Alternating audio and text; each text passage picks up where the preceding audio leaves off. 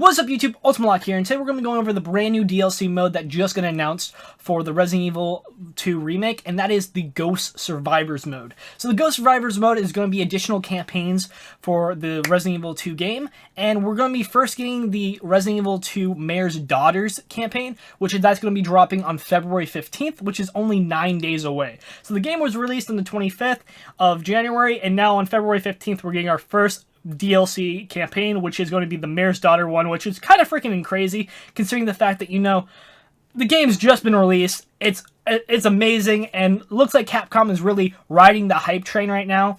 A lot of people speculated that the first one was going to be the Kendo Gun Shop Owners campaign, or we're going to be getting a campaign playthrough for Ada Wong before she went off and met Leon, and that would basically be going through all the stuff of her getting in the Raccoon City and whatnot. But right now, as we're currently looking at it, it's just going to be the Police Chief Iron's daughter. Nothing else has been announced, but still, or not Police Chief Iron's daughter, the Mayor's daughter. Which, if you remember the original Resident Evil 2 and a few other of the comics, it kind of explained how she was killed and basically what happened throughout that storyline. But in the Resident Evil Claire storyline, it doesn't really explain how she was killed. We just know that supposedly, the Police Chief Irons failed to protect her, and she was killed in that scenario.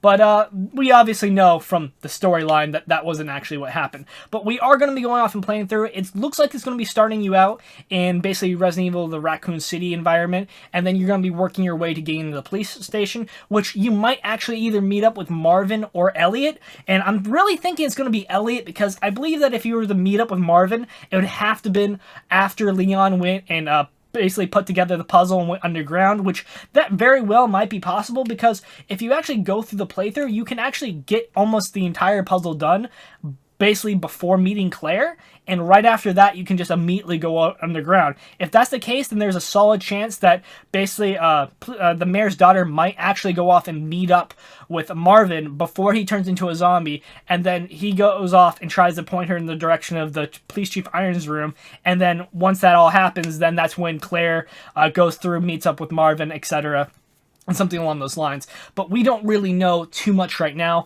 I'm just right now just speculating like crazy, but it is pretty freaking awesome. It's freaking awesome that we're going to be getting extra DLC playthroughs, because I love this game. This game is 9 out of 10 for me. I really wish there was upgradable weapons. I really like that fact from Resident Evil 4 and 5, and I really hated the fact that they went off and they removed that from 6, or they didn't remove it, they never added it. And then Resident Evil 7 just... Resident Evil 7. So, yeah, I'm really hoping that Capcom continues to ride this hype train, because if we're lucky in the next 1 to 2 years, we might end up going off and getting a Resident Evil 3 campaign, or I shouldn't even say if we're lucky. It's already been announced that we're going to be getting Resident Evil 3, the remake, which is pretty freaking amazing. If we're lucky, we'll get Resident Evil Code Veronica remade, which, again, I really like Code Veronica, so that would be an amazing title to get remade.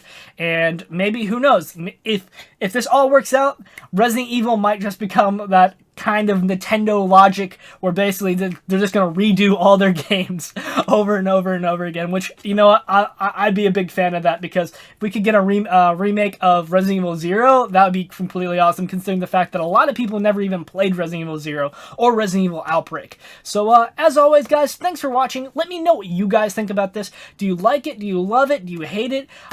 Yeah, I think that a majority of the fan base is going to like extra playthroughs. I just really hope, the one thing I'm really critical about is that I really hope that this is going to be long. I don't want this to be like 35, 45 minutes where it can be, a speedrunner could do it in like 10 minutes. I want it to at least be a solid hour gameplay. Maybe you can speed run through it in like 35, 40 minutes, but it needs to actually have some length to it. But it's a free DLC campaign, the first part. We don't know about the other storylines. Obviously, I'm like 90% sure that we're going to get the Kendo Gun Shop Owners storyline. We might also get Elliot's storyline or Marvin's storyline, basically how he became infected, or something along those lines. But as always, guys, thanks for watching. Make sure to comment and subscribe, and yeah, peace out.